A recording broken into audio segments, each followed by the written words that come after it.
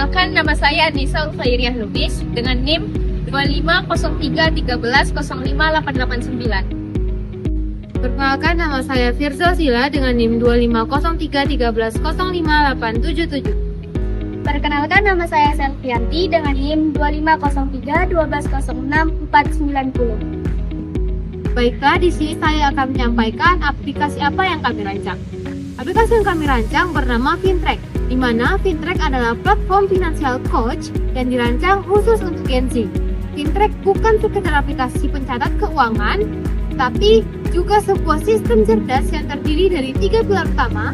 Yang pertama adalah track, yaitu melacak, mencatat seluruh arus kas, pemasukan, dan pengeluaran pengguna secara rinci. Yang kedua adalah analyze atau menganalisis, yaitu mempelajari pola pengeluaran pengguna untuk memberikan insight berbasis data. Yang ketiga adalah advice, yaitu memberikan saran, beri saran yang proaktif dan rekomendasi metode keuangan yang paling sesuai dengan profil serta tujuan finansial pengguna. Berikutnya, analisis SWOT dari Fintrack. Yang pertama adalah S, yaitu strength, kekuatan.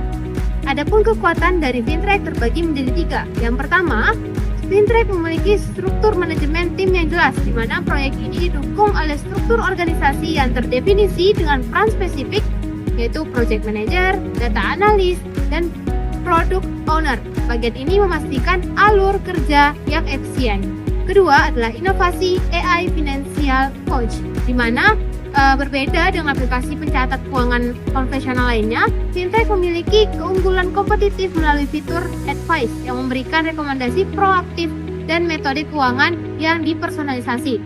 Yang ketiga adalah pendekatan edukasi praktis, di mana Fintrack tidak hanya berfungsi sebagai alat pelacak, tetapi juga membentuk kebiasaan finansial sehat bagi pengguna. Yang kedua adalah weakness atau kelemahan, mana Fintrack ini memiliki 3 kelemahan. Yang pertama adalah ketergantungan pada pihak eksternal atau sourcing, di mana pengembangan teknis aplikasi dilakukan oleh tim developer yang berasal dari eksternal. Hal ini beresiko menimbulkan kendala komunikasi dan kontrol kualitas produk dibandingkan jika dikerjakan oleh tim internal atau in-house. Kemudian yang kedua adalah kompleksitas integrasi fitur, di mana menggabungkan 3 fungsi utama, yaitu tracking, analyzing, dan advising. Itu membutuhkan arsitektur sistem yang rumit dan waktu pengembangan yang intensif. Berikutnya adalah keterbatasan anggaran awal. Sebagai proyek rintisan, biaya untuk menyewa developer profesional dan infrastruktur AI cukup tinggi sebelum adanya pemasukan dari iklan atau langganan. Yang ketiga adalah opportunities, yaitu peluang. Adapun peluang dari Fintrack ini terdapat 3 pula. Yang pertama, meningkatnya stres finansial Gen Z, di mana banyak Gen Z yang mengalami kecemasan finansial dan kebingungan harus memulai manajemen keuangan dari mana. Ini adalah pasar yang besar dan urgent untuk dilayani. Yang kedua, itu kebutuhan alat praktis, di mana pasar membutuhkan alat manajemen yang praktis dan memberikan langkah jelas, bukan sekedar teori keuangan yang membingungkan. Yang terakhir itu adalah potensi model bisnis premium.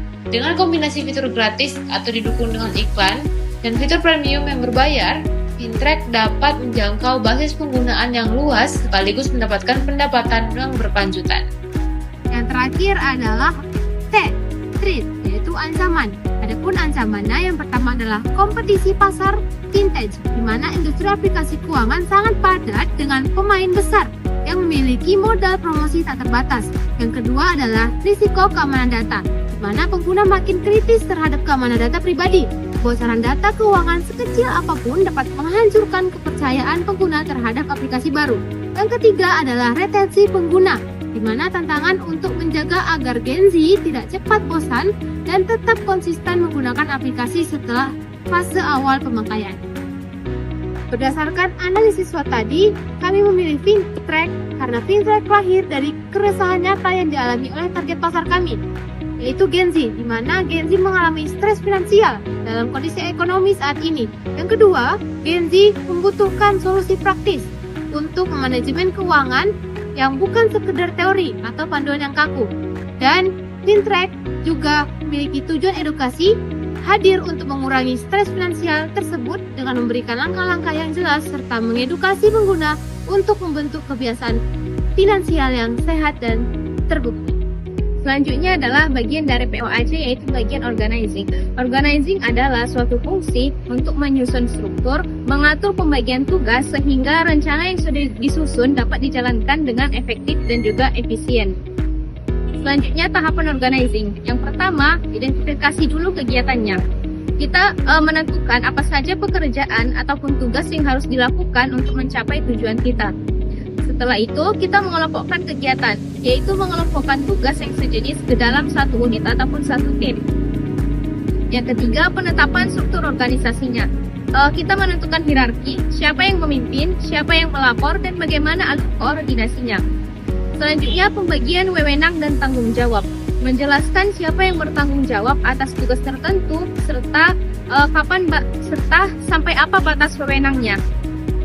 Selanjutnya, pengalokasian sumber daya, menempatkan orang, dana, dan alat sesuai kebutuhan. Gantt chart adalah bagan atau grafik batang yang menunjukkan jadwal pekerjaan mulai dari kapan sebuah tugas dimulai, kapan selesai, dan berapa lama durasinya.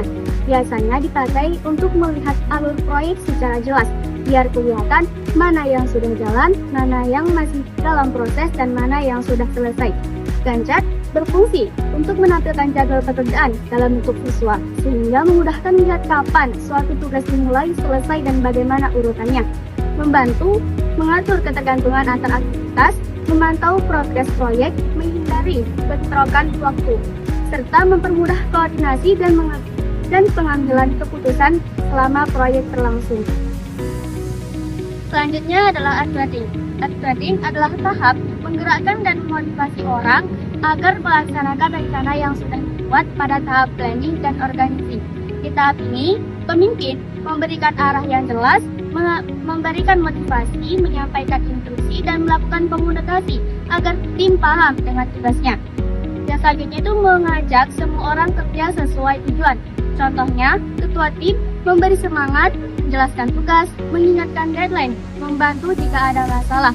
Intinya, kalau planning itu memikirkan, organizing itu menyusun, maka activating itu bikin semuanya berjalan melewati tindakan manusia.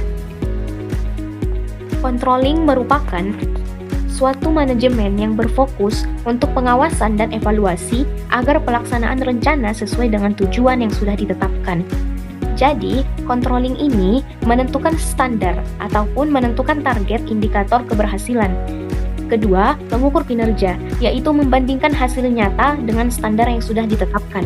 Ketiga, mengevaluasi perbedaan ataupun gap analysis, yaitu melihat apakah ada penyimpangan dari rencana.